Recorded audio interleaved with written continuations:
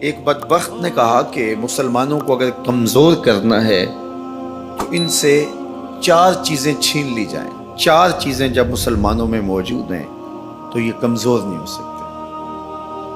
ایک قرآن مجید، یہ ان کی وحدت کی ضمانت ہے، اور یہ کتاب ان کی وہ ایسی پاکیزہ اور متحرک اور فعال تھیوری ہے جو کبھی بھی فرسودہ نہیں ہوتی، اور ہر دور کی ضرورت کو یہ کتاب پورا کرتی ہے. اور یہ اس غیر متبدل کتاب کے ذریعے سے گرے ہوئے بھی اٹھ پڑتے ہیں. تو اس کتاب کو اگر ختم کر دیا جائے تو یہ تسخیر کیے جا سکتے ہیں. دوسری بات، ان سے حج ختم کر دیا جائے. حج ان کی وحدت کی علامت ہے، ان کی شان و شوکت اور شکوہ مسلم کی ضمانت ہے. لہذا حج ختم کر دیا جائے تو ان کو تسخیر کیا جا سکتا ہے. تیسری بات، ان سے جہاد کا خاتمہ کر دیا جائے. جہاد ختم ہو جائے گا تو یہ کمزور ہو جائے گا. چوتھی چیز، ان کے سینے سے عشق رسول چھین لیا جائے. محبت رسول اس کے سینے سے کھینچ لی جائے. اگر یہ دولت نہیں رہے گی تو یہ مٹی کے مجسمے ہوں گے اور ان کے اندر کچھ نہیں ہوگا. وہ فاقہ کش جو موت سے ڈرتا نہیں ذرا، روح محمد اس کے بدن سے نکالا. تو کہا یہ 4 چیزیں اگر ان سے چھین لی جائیں تو ان کو تسخیر کرنا آسان ہوگا. اب ان میں سے 2 چیزوں پر جب محنت کی گئی تو جہاد کے خاتمے کے لیے مسلمہ پنجاب مرزا قادیانی کو کھڑا کیا گیا، اور اس کا کام یہ تھا کہ مسلمانوں کی ذہن سازی کرے کہ جہاد ختم ہو گیا ہے. اور وہ خود لکھتا ہے کہ میں نے جہاد کی ممانعت پر اتنا کچھ لکھا ہے اور اطراف و اکناف میں بھیجا ہے، اگر وہ جمع کرنا ممکن ہو تو 300 الماریاں بھر جائیں. اتنا کچھ میں نے جہاد کی ممانعت میں لکھا ہے. تو وہ اس ایجنڈے پہ آیا تھا.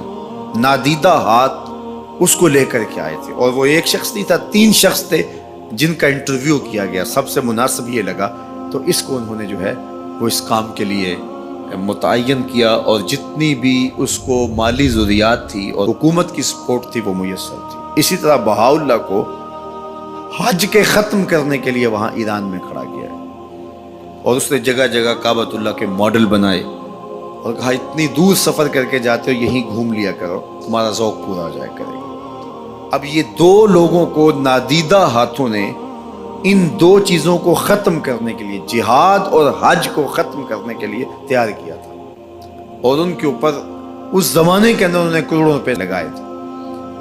اب جب وہ مر بھی گئے ہیں تو ان کے متبعین کو وہ اسی طرح سپورٹ کر رہے ہیں، اس لیے ان کے متبعین جو ہیں وہ موجود ہیں. باقی جس نے بھی ادعائے نبوت کیا پاگل پن کی وجہ سے، یا جو ہے وہ اس کے اندر کوئی صلاحیت تھی تو وہ تکبر میں آ گیا، تو اس پاگل پن کی وجہ سے اس نے اعلان کیا، جب وہ گیا تو سلسلہ ختم ہو گیا.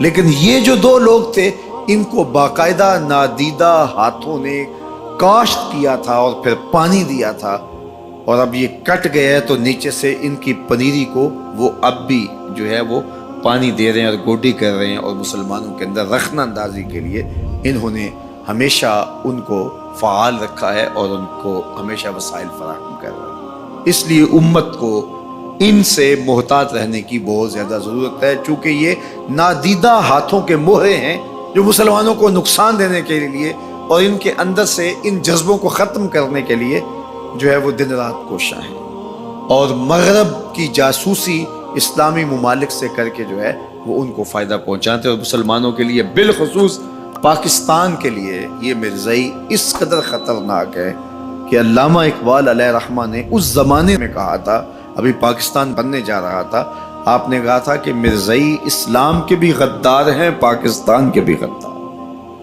اور پھر زمانے نے دیکھا، علامہ اقبال علیہ رحمہ تو 1938 میں انتقال کر گئے، لیکن 47 میں پاکستان بنا، تو لوگوں نے دیکھا کہ ان لوگوں نے پاکستان کی مخالفت کی. اور جب پاکستان ٹوٹا، 2 ٹکڑوں میں تقسیم ہوا، تو اس وقت قادیاں میں چراغاں کیا گیا، انہوں نے خوشی کا اظہار کیا. پاکستان ایٹمی طاقت بنا تو وہاں سوگ منایا گیا. اور آج بھی یہ ربوے کے اندر دفن ہوتے ہیں تو امانتاً دفن ہوتے ہیں۔ ان کا یہ مکروہ عقیدہ ہے کہ پاکستان ٹوٹ جائے گا اور ہمیں یہاں سے اٹھا کر کے ہماری گندی لاشوں کو وہاں ربوے سے قادیان کے اندر شفٹ کیا جائے گا۔ یہ پاکستان کی سالمیت پر ہمیشہ خطرہ ہے اور پاکستان کو ہمیشہ نقصان پہنچانے کے درپائے رہتے ہیں، اور ان کی ہمیشہ کوشش ہوتی ہے کہ اس وطن کے اندر امن، طمانینت اور سکون نصیب نہ ہو۔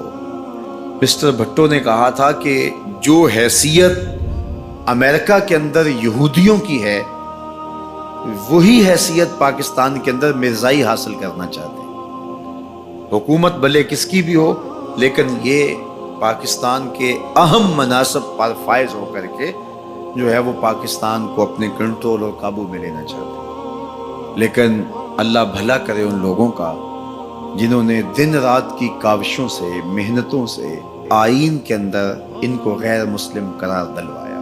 علماء نے، مشائخ نے، سب لوگوں نے، تمام مسالک کے لوگوں نے مل کے اس میں کاوش کی، محنت کی کہ یہ 7 ستمبر کا دن تھا، 1974 کی شام تھی، 4:35 ہو رہے تھے کہ جب دستخط ہوئے کہ مرزائی چاہے ربوی ہوں چاہے لاہوری ہوں کافر ہیں، اور پھر ہر سمت سے نعرہ تکبیر اور نعرہ رسالت کی آوازیں آنے لگی اور تاجدار ختم نبوت زندہ باد کی صدائے دل نواز گونجنے لگی۔ پھر اس وقت سے لے کر یہ پاکستان کے خلاف سازشوں میں اور زیادہ مصروف ہو گئے۔ پوری دنیا کے اوپر پھیلے ہوئے مرزائی پاکستان کو رسوا اور بدنام کرنا چاہتے ہیں مختلف ممالک کے اندر، اور ان کے مختلف ممالک کے ساتھ تعلقات ہیں مختلف بنیادوں پر، چونکہ یہ تھے ان کے، اور ان کے خود کاشتہ پودا تھا مرزائیت جو یہاں لگایا گیا، یہودیت کا خود کاشتہ پودا ہے۔